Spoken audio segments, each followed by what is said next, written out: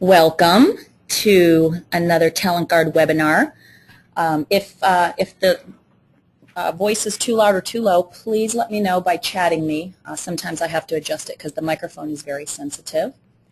But I'd like to welcome you to Beyond the CEO, implementing holistic succession planning for the entire organization.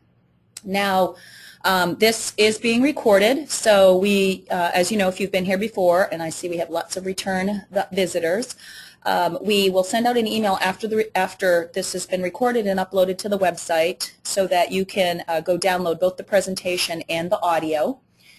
And there will be Q&A at the end, so the presentation runs about 50 minutes, and I try to keep it right on target. And I have about 10 minutes for Q&A. If there are questions, I do remain on the line so that you can finish answering those. And then if you have to get off for some other commitment, you can always send me an email, and my contact information is at the end of the presentation. Now, when most of us think about succession planning, the first thing that typically comes to mind is either the talent grid, or some people call it the succession grid, or a typical org chart. Well, this presentation is not about the grid or the org chart. Actually, you probably won't see a grid or an org chart until the near last slide of this presentation. This presentation is about using best practices and a pragmatic approach to get a formal succession program implemented. And we're really focusing on what is required before we get to that monitoring stage, which is what I usually use the grid for, in order to get your organization set up. And I'm talking about the whole organization, not just one or two levels deep, so that you can have an effective program and have that business continuity that is required to bring your company into the future. My name is Linda Janak, and I am the CEO of Talent Guard. And Talent Guard is a full-service software as a suite talent management firm, as well as consulting. We got our roots in coaching, and we have one of the largest professional career coaching training and certification programs in the world today. So we can talk a little bit about that later if you're interested. And we'll have a slide at the end just to give you a little bit more information on Talent Guard. So if you've been here before, you know that our presentations are built on case studies, and we put them in the generic sense and then publish them live on the website later with everybody's names. But we do it so that I can just talk a little bit more in depth about the kind of challenges that these companies experienced and how Talent Guard and the HR and management team at these organizations went about solving the problem. So for this particular presentation, we're talking about a global IT company. They're an IT services firm. They have had extensive international growth, primarily through acquisition. And there's been no formal succession planning in this company, and the CEO was starting to feel that that could be an impediment to future growth. They're about $2 billion in revenue. They're targeting $4 billion by 2016. They have 8,000 full-time employees, and they have about 100 offices. Now, if you've ever gone through growth through acquisition, you're going to shake your head and know how painful that can be. It's one thing to grow organically, but when you start acquiring all these different companies with many different cultures, beliefs, products, services, it's really difficult from an HR perspective to integrate into one cohesive culture and brand. The questions that keep the executives and the HR team up at night is, what are we going to do about the redundant talent? Who do we keep? Who do we redeploy? Who do we let go? And there's really no easy way to answer that. And this company, in 1 year they had, I think it was 13 different acquisitions all over the company. So we had a lot of cultural issues as well, and they didn't have a formal system to say, how are we going to leverage the talent that we have while continuing to grow the business in the most efficient form possible. So I'd like you to meet Jerry. He is also known as the CEO of the IT company. And as you can imagine, the question that keeps Jerry up night after night after night is, do we have the right talent to continue our growth, right? That's a big lingering question, really big question, hard to answer. And are we using talent throughout the company and not just at the top. So when we're thinking about succession planning, typically what you're going to see is it goes down either to the VP level and sometimes at the director level. But with a company of extensive talent, and we're all focused on getting the right talent in the right roles, how do we know, what that talent pool looks like unless we look at it under a microscope? So when the CEO asked several of his direct reports, who can succeed you, he had a lot of blank stares. It was a typical answer, well, I'm not really sure. We might have to recruit from the outside. One person might be ready over here, but they might still need some development. Typical answers that you would expect, not unlike any other organization. But the truth was that this company didn't really have a good grasp on the skills, abilities, and talents of its organization. You might as well, just look across the board and really just pigeonhole people into roles. It's really superficial. It's usually hard to really understand who people are holistically, and that's what companies are built on. They're built on talent, but when you don't know your talent other than somebody in a specific role, how are you really going to leverage it? So more times than not, when succession plans are being put in place, it's typically executives who are voicing their opinions the loudest about who should be in a succession pool and who shouldn't be based on personality and success at that given time. It's not really about what the company needs in terms of future roles, future competencies, and future growth, and do the people in this organization really funnel into the right pools at the right time. And why is that? Well, employees are pigeonholed, and as much as we want to believe that we don't do this, it is human nature to think that an employee is only as good as their current role. Now, that might bring up some controversy with you, but I've been around enough organizations and have coached enough people and heard enough employees complain about this very thing, that it's a fundamental truth inside organizations that when a manager asks, or I went into an organization and I said, who is this employer? I went in around and asked any random employee, tell me about your career. The first thing they said is their specific role. I'm like, no, I want to know about your whole career. So if we look at an example, I want you to meet Terry. Terry was someone that was in an IT service department. I randomly was walking the halls because that's one of the things I had asked to do, and sat down with her and said, tell me who you are. And she walked me through her entire career history, and it was really hard to believe a person of her experience was in the role that she was in. However, I'm going to talk a little bit more about her. When I asked the HR team, tell me about Terry, or when I asked her direct manager, tell me about Terry, there was very little information that they could give me. The natural response was, well, let me go get her resume, and then we can sit down and talk about where she's been. One, finding that resume was difficult because the manager didn't have it in their drawer because I had asked for it.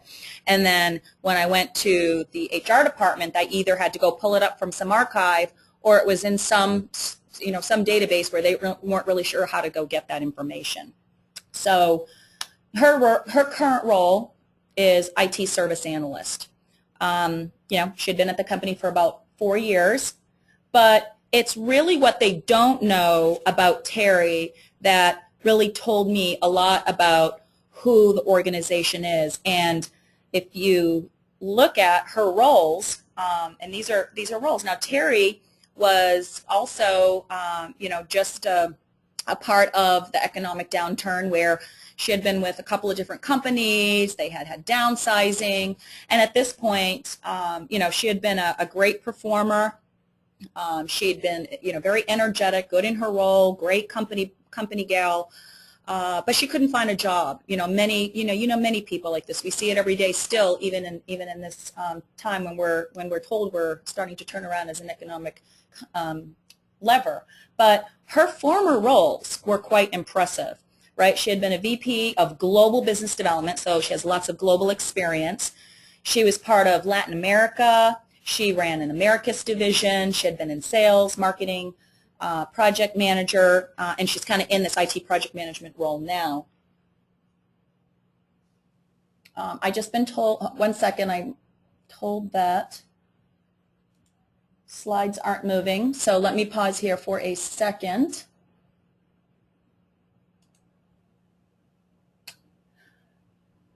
Just somebody ping me and let me know if they can see the former roles up on the screen, because it looks right on my screen.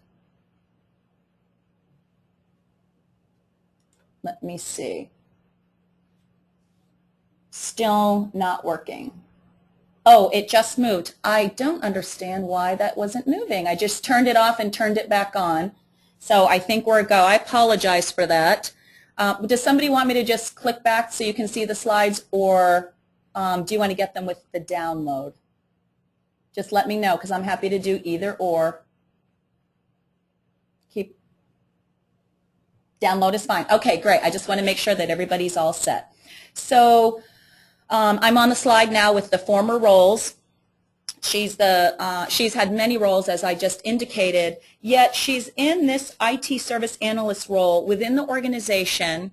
This is somebody who wanted to move up in the organization, who hadn't had an opportunity to move up in the organization for whatever reasons. It's not a discussion about how she's going to move internally on her career path, but it's just the fundamental fact that the organization had no clue. They may have known when she was going through the interview process, but they had no clue today who this woman is and how she could potentially impact the company as it continues to grow. So one of the things I don't want to get lost is when we're thinking about people, we have to think about Terry not just in terms of the titles she's held, but if we started to break down these titles and really look at her experiences in the industries that she's touched and the competencies that she's held, we can start to think about Terry in a different way. It's a lot of assets that she collectively brings to the table that may be able to solve a challenge in the future.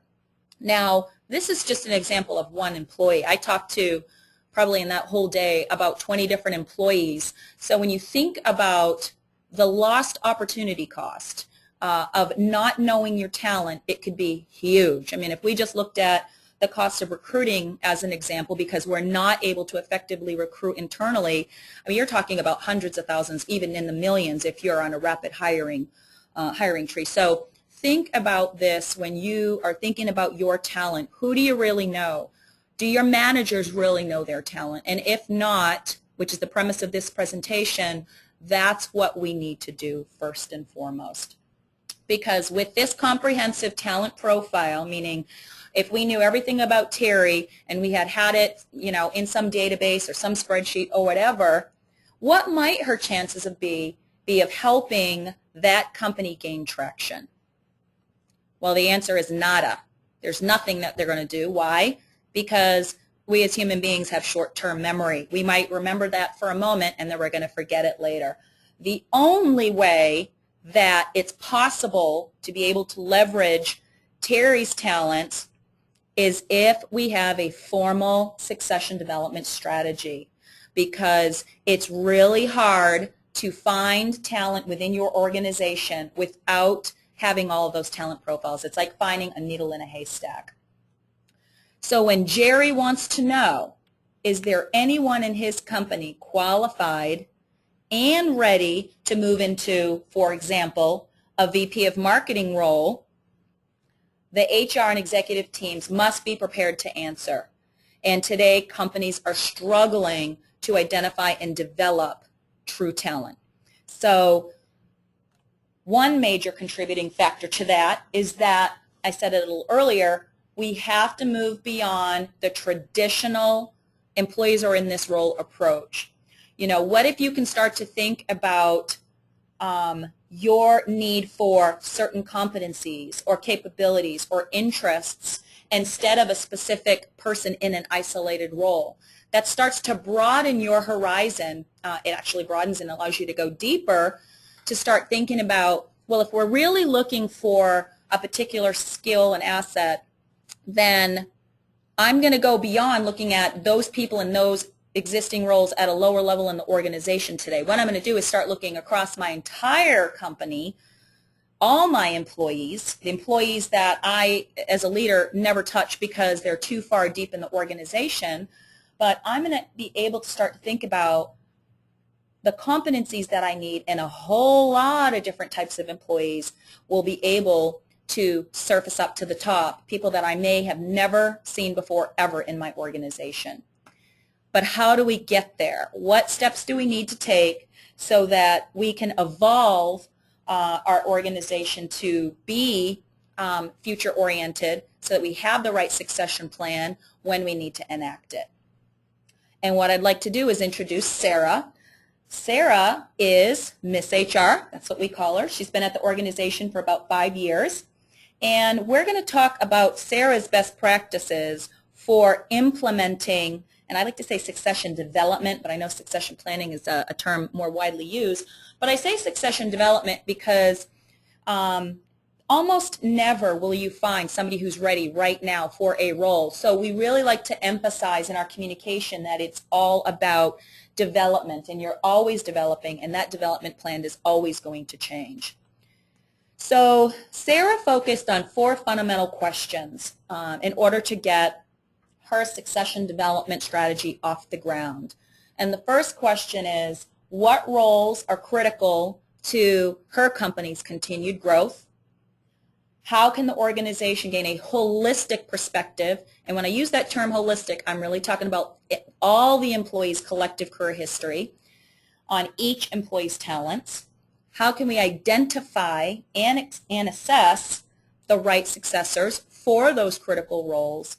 And how can we best develop and monitor employees as the company starts to execute on the goals and growth plans internally? And we're going to break down each one of these and walk through the approach that we took with Sarah in order to make this happen. So, what roles are critical? Well, you have to ask yourself some questions, and actually you have to bring the executive team in to answer these fundamental questions. And the questions, again, what positions are most critical now and in the future? Which positions, if vacant, could cause harm to the organization? Which ones require specialized skill or knowledge? Might be, a chief scientist, something like that. Which ones have been hard to recruit for? And is there going to be any kind of labor shortage within your industry that could impact your ability to grow your company? Now, your questions are going to be unique to your company. These are just a few. We had about 12, but these were just to get you started. They're going to be unique to your company, but these will at least get you starting to define the criteria that you will use internally to figure out what your critical roles are. And for this IT company, we had about 5 areas that we determined was a characteristic that would be used to make a decision on whether it was a critical role or not. I heard that this isn't switching again, and I'm not sure why.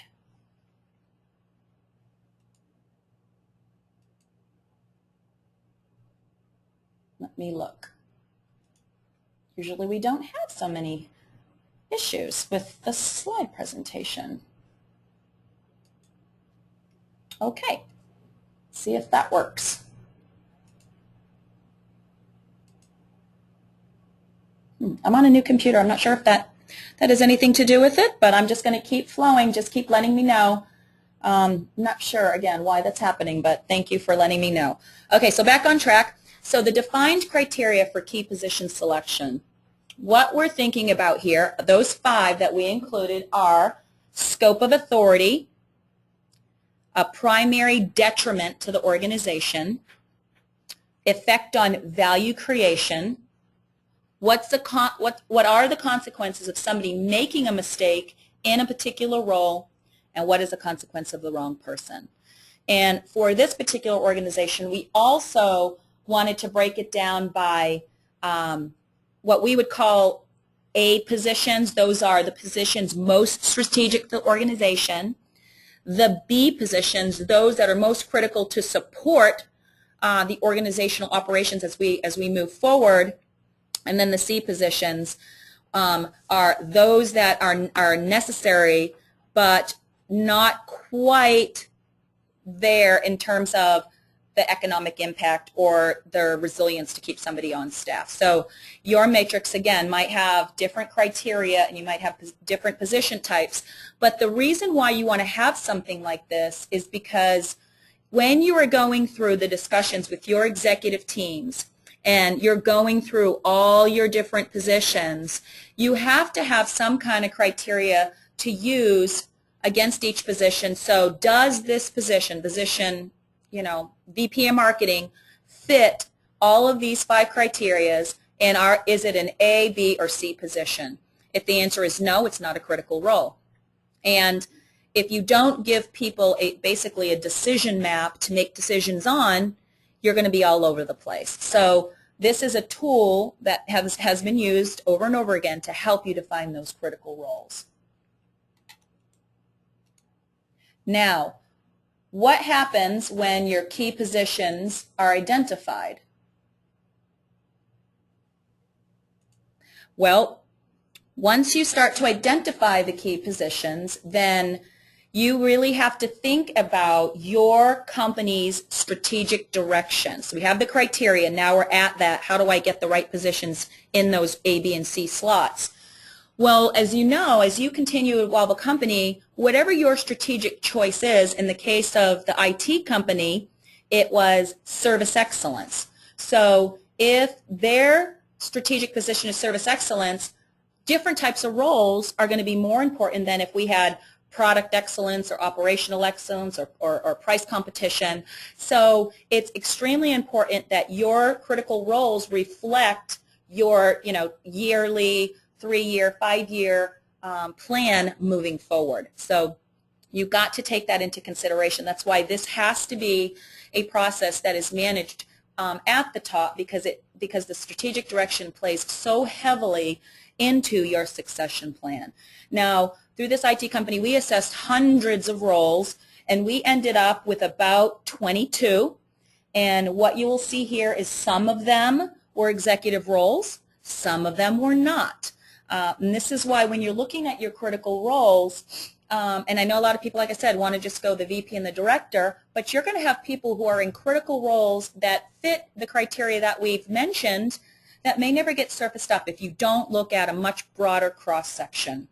So when you're thinking about succession planning, and you may have to do it in chunks, and that's okay, but try to get as broad and as deep as you possibly can before you start putting people into certain positions. That's really important. Now, what happens once you've identified these roles? And I'm just showing you a sampling of the roles that we fit. Well, the next natural extension is that you're going to start thinking about how do you start defining the specific competencies for those specific roles. So in our model, we started to look at competencies in 3 distinct categories. And these are behavioral, role-based, and leadership-based. And I'm having to stop and start my screen so you can see it. So those are the 3 areas that we started to look at leadership development within. Now, why did we look in these areas? Well, the behavioral was really focused on basically the traits or the culture of the organization. The role-based, now the middle slot that you see there, that's the one that would change based on the role, like what competencies are critical to each role. And then the leadership, if anybody was in a leadership position, what are the things that the organization deemed important and necessary across the board? So the bottom was across, the top was across, and then the role base was very specific, so that we could then define the specific role criteria for each of the job roles. Now, sometimes what happens is an organization will stop there. They'll have basic definitions for their competencies, but my thought is the more granular you can get with your competencies, i.e. in this case what you're seeing here are the basic leveling of the job. It's better because when you are thinking about development, you are able to tie development resources, i.e. learning resources, to the specific level where employees are being assessed. So your plans, your development plans, although it takes a little bit longer to set up from an HR perspective, The development plans are more specific, they're more focused, they're more targeted, and the development can be handled in a much more concrete way rather than being a little bit more high level. So if you have that kind of model already, that's fantastic. If not, you know, you may make that strategic judgment that, okay, the highest level competency descriptions are fine, we're going to work to that, and at a later time, evolve the model. That works fine as well. So what you should end up with is a framework that looks a little bit like this on paper. Some people may already have it in a database, but you're going to have all the basic details about the role. You're going to have all of the behavioral, job-based, and leadership competencies defined. You're going to have any certifications that are required, the work preferences, i.e., is this a lot of travel? Is it a lot of flex time? Whatever it may be for your specific company, you're going to have a job description. You're going to have what the feeder roles might be, what the next roles might be. You have a good grasp of this particular job role. And why is this important? This is important to have very standardized job roles for the sheer fact that you need to have this if we are going to start comparing people against these roles. If you don't have it standardized, how can we make it consistent for everyone across the organization? Because employees are going to have similar fields, they're going to assess themselves on similar things, and what we're trying to do is find gaps. That's the first reason. The second reason is that we want to be able to standardize how these descriptions are getting used throughout all of our talent management practices, from posting it on job boards, to matching it to our applicant tracking system, to doing our performance reviews. If you do it based on values and based on job role, everything is going to be consistent across the board, so that when it comes time for you to later implement more engagement-oriented tools like career pathing, you already have the framework. So, as I said, a little bit more upfront homework for y'all, but it leads you to a very consistent place where you can truly build a very solid, very strategic, cross-functional talent management initiative. So what does having full use of competencies look like? Well, first and foremost, you're able to incorporate them into all of your processes. You have standardized job roles. Your training is very, very specific. It levels the playing field for everybody, because we're being a little bit more directional in, well, if I need to develop a communication skill and I'm at a level 1, what is going to close the gap? So we're helping employees pick the right solutions to close that gap, rather than having them go out and searching an LMS catalog and trying to find something that meets communication, or searching on Google, or searching on YouTube, or searching at universities. We're able to give them that very directive, kind of coaching-oriented guidance that helps them really close the gap and make it more efficient and much more expedient for them to get prepared for the roles that we need in the future. And finally, if we have this, it helps managers, as they're going through their performance discussions and their career development discussions, have really good relevant feedback and relevant recognition. So we can start to say, you know, have you looked at this course? We can recommend the course because it's available to all of us. So having that is good. Now, what do we need to do to bridge the gap between having the talent profiles and understanding who would be suitable for a succession candidate? So now we move to the second part of the solution, which is talking about the employee. This is a second part to the succession plan. So typically in an organization, employees have no means to express their career aspirations. And when we talk about career aspirations, it's not just about, well, I want to become the head of IT. It's all about, how do I evolve in my role, whether it's up, down, or across the organization? How do I express my interests, and how do I share my values, and how can I keep my skills up to date so I'm fresh and everybody knows what I'm working on, and my vision, and how can I update my education and share my goals, and make all the things that I'm doing relevant not only to myself but to the organization. And so Sarah, what she needed to think about is, how can she develop a mechanism that enables employees to track, assess, and analyze their skills, in another name we call these competencies, their experiences, and sometimes people call that capabilities, my interests, like what interests me in the organization, qualifications, these can be certifications, continuing education units, and then preferences. What do I care about as an employee? What gets me excited, and how can I let my manager know, for instance, that I would be willing to move to Latin America, or I'd be willing to move to a different business unit and try different things, or do job role sharing, or work part-time, whatever it may be.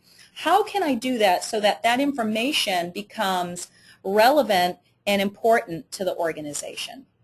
And Sarah implemented 3 tools. What she implemented was, the first one we'll talk about, is the talent profile. So the talent profile, and kind of at the top part, what you're seeing here is the kind of stuff that you would get from your HRIS system. So you have the employee, when they started, when they've been promoted, their performance scores, their benefits, their pay grade, that sort of kind of just data-driven information that you must maintain as an HR organization. Now, usually that's where it stops. And managers barely have access to this. It's usually driven by HR. But what do we need in order to start making the information rich so that we can use it? Well, first and foremost is the resume. How can I make it so that the manager of their particular team and the employee can actually look at the resume history and it's at their fingertips? So either you have to be able to allow the manager to see the resume that was imported into your ATS in the employee talent profile, or you have to enable the employee to cut and paste it in there, or you have to enable the employee to link it to their LinkedIn so that they can import it. Whatever it is, whatever fashion you use, this is a rich piece of information where every keyword in this area can be searched on. So that's the fundamental, that's the basic level of information that one would need to have. The second level of information is your, basically what I'm just going to call your assessment area. And in your assessment area, what I look at when I'm evaluating talent management practices is I'm looking for a couple of things. One, where's the performance review information stored? You know, is it in spreadsheets? Is it not stored at all? Is it an Excel spreadsheet? Do you have a performance management system, whether it's homegrown, whether it's a, some player out there? We need to have that data. Why? Because when we're searching for people, we tend to want to look for some of the superstars first. So being able to search on past performance reviews, all past performance reviews, and be able to search across that is a good factor. Your 360 feedback. More often than not, when 360 reports get done, it's a hard copy report. The employee puts it in their desk, the manager puts it in their desk, and we never revisit it again. We don't develop a plan off of it. But what if you could have all of the output from your performance review and from your 360, meaning the areas that you got dinged in your areas of strength, and that automatically fueled your talent profile, and you were able to search on that? How rich would that information then become? And then I'm going to say all the open-ended assessments. So, what type of assessments do you want to put in there? Do you want to have a values-based, a manager assessment? You might want to put your Myers-Briggs scores in there, or your DISC scores, whatever it may be, having that information accessible. In addition to that, being able to track on all the history of all of the courses that the employee has taken, all of the certifications that the employee has taken, and being able to see that snapshot creates, one, the secondary level of rich information. And then lastly, the career interest preference form. So this really is about what the employee cares about, and it's going to be unique and different to each organization, but what type of international experience do they have? Where are they willing to work? What roles, what career roles, if you have career planning in your organization, what are they interested in? Wow, I didn't know that Terry was interested in going to Latin America and running an IT division. That never even came up in a discussion. And then looking to see if she, what percent qualified is she, is a really powerful thing. So if you're able to bring this level of information together, the collective level of information, start to think about what you can do with that information. And with information, what you have is a comprehensive, holistic view of the employee, their career history, aspirations, everything. And now, what are you able to do? You are able to start searching for employees with a specific set of criteria, and that criteria can include skills, qualifications, interests, preferences, keywords, tenure, whatever it may be. You're now having that information at your fingertips as the fundamental foundation for succession planning.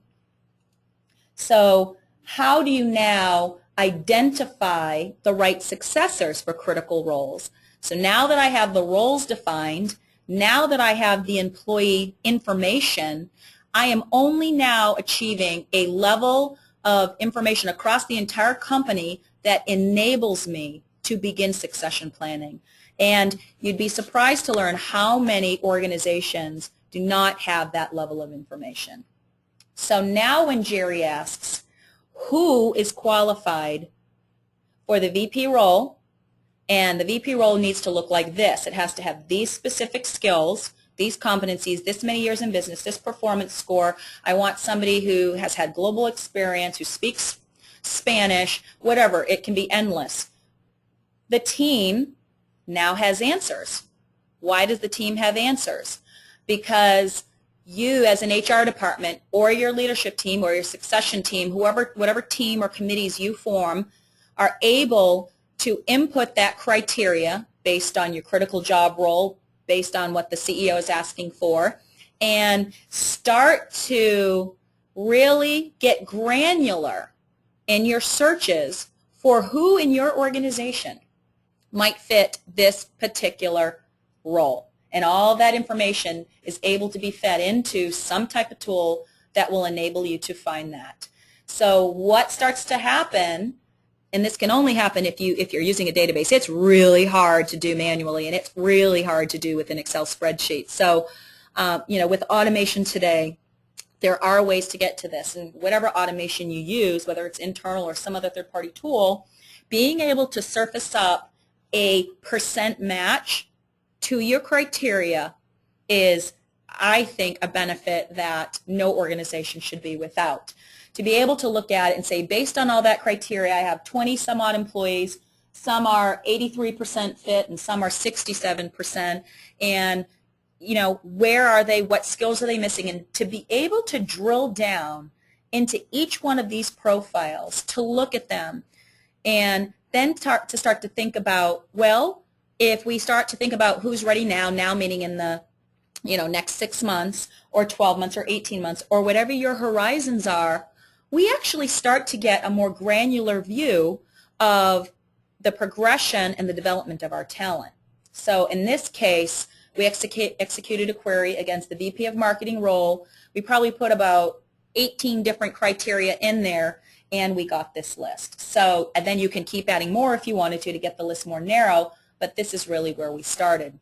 So when you start to drill in, and I'm just using Terry as an example because that's who we've been talking about, we see a gold mine of information. So based on that talent role profile and based on where Terry is today, we start to see her gap analysis. So we can see where she has all the skills that we said were mandatory and where she has areas of development. Then I get to make a choice as an HR team of, wow, well, if everybody across our organization is missing competency 3, guess what? We can handle that as a strategic initiative rather than developing one person at a time. And this is where we start to think of talent pools. A talent pool really is a group of people that we want to develop for a particular role that share similar skills, qualities, competencies, and preferences, so that we can pool all of our resources and develop people faster and leverage that development across teams rather than an individual, so that they can share and collaborate on that learning. So I can see here, I can look and drill down more, or I can move on. Now, as I said in the beginning with HR, where we start to make it interesting is when I can now look at this pool and I can simply select, all or none or some or two or three. Some, in this example, what I'm showing you is I'm checking off, 3 people that I've kind of drilled down in. We've looked at them as a management team. We've discussed them. Everybody had access to the profiles. We were using our criteria of what fit and what didn't. And quickly, with a click of a button, say, add these 3 to the VP of Marketing, America's Talent Pool, and add these 3 to VP of LATAM Talent Pool.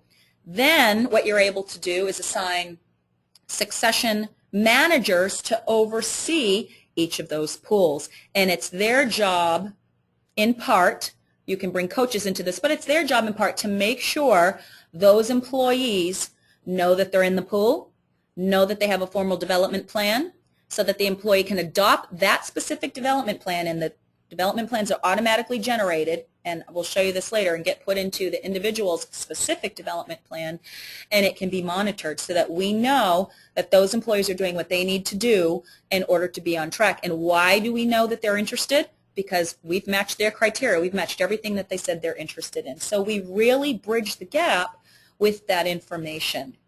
Now, that's just the beginning, right? Now that we have a talent pool, now that we have people who are in that talent pool, how do we start to develop the employee for these future roles? What is that best practice approach so that Terry can start to say, well, how do I close the gap?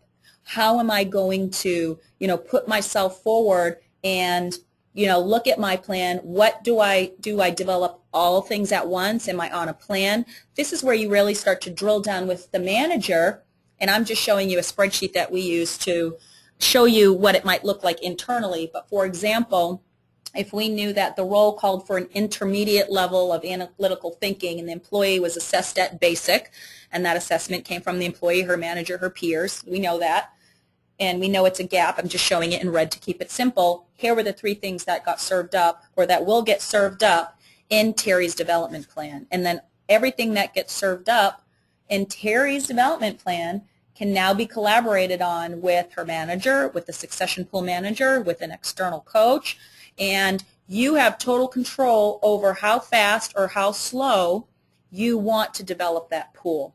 So if you need someone in 12 months, we might have Terry on accelerated program. If it's a 24-month, we might just be monitoring this over 24 months. And those are some of those calls that you have to make internally based on where your organization is at and all your strategic goals. So this isn't meant to happen in a vacuum. This is meant to happen over the course of your strategy sessions, or more often than not, people have succession planning meetings once or twice a year to make sure that everybody is on track.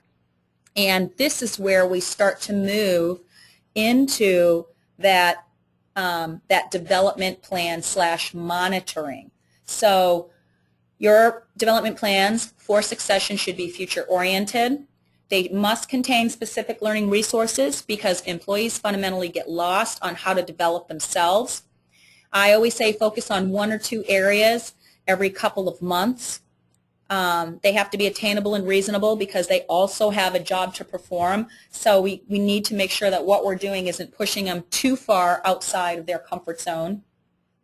We want to recognize and reward participants as they are taking on these new skills, as they're updating their profile, because their talent profile becomes richer and richer, and because this is a dynamic process, that is represented in what we're going to see in a minute, in your charts, in your profiles, in your reports. And managers have to be involved. If the manager's not involved and is not encouraging and facilitating the process along with whoever is managing the succession pool, there's not going to be a lot of outcomes. So it has to be a tightly integrated plan for the entire organization. So now, when we come back to Jerry, and Jerry says, how can we monitor progress? How am I going to know that we're on target, that employees are ready? What tools can I use? Because I'm not going to filter through all of these different talent profiles and get deep in the mud that way. That's just too much detail for me. I don't have the time for it, and I have teams who can do that. What can you show me from a strategic perspective that lets me know that we're moving in the right direction? So as I said, What I typically use grids and org charts for is quick snapshots, quick dashboards for the senior team where in this case, in a quick way, you are able to show who's a flight risk. And a flight risk can be driven by many factors. It could be driven by poor performance scores, lack of promotions, all sorts of things. I won't get into all the details. You can look at who's ready, and based on your grid, and your grid is defined by your rating scale and your potential scale. So you might see a 6 block, a 9 block, a 12 block, whatever that may be. It's driven by you.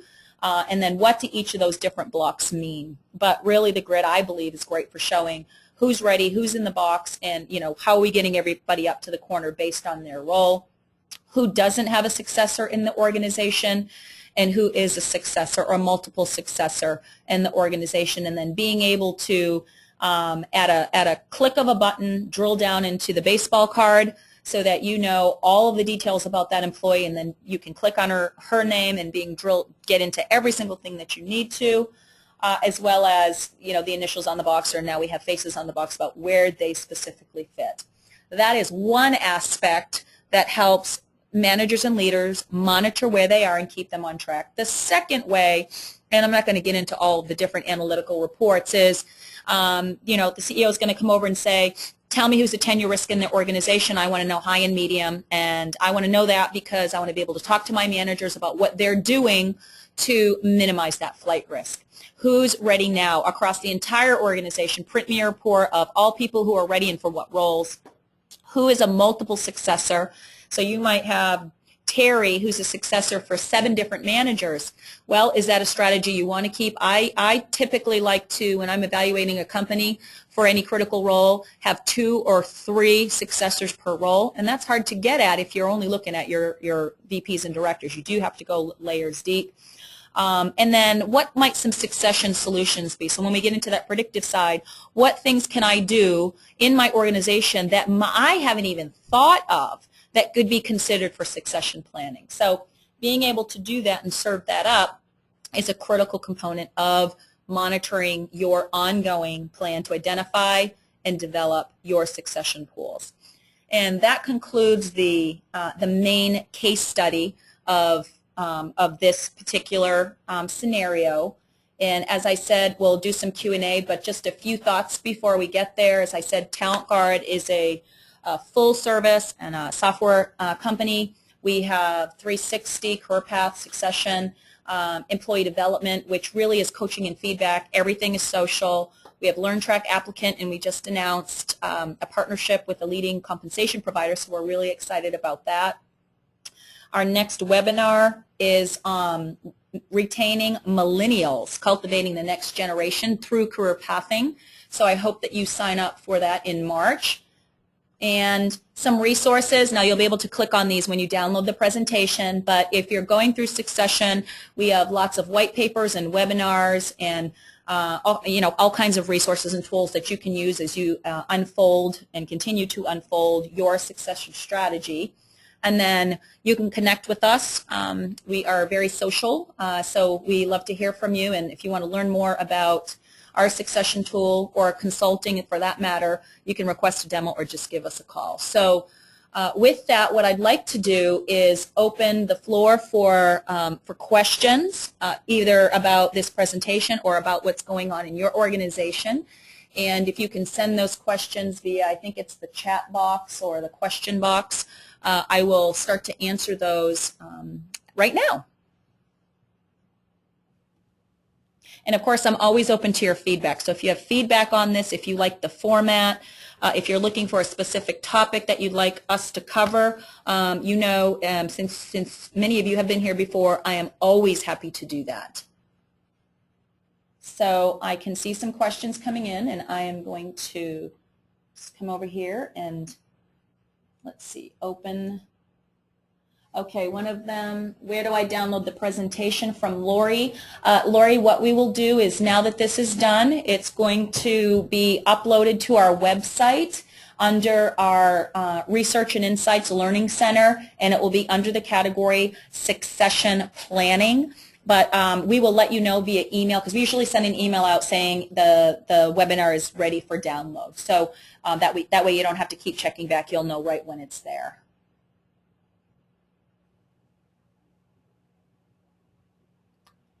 Any other questions at this time?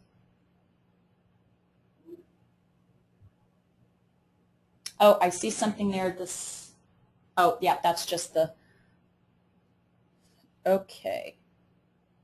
I'll wait here just another second, just in case you're thinking.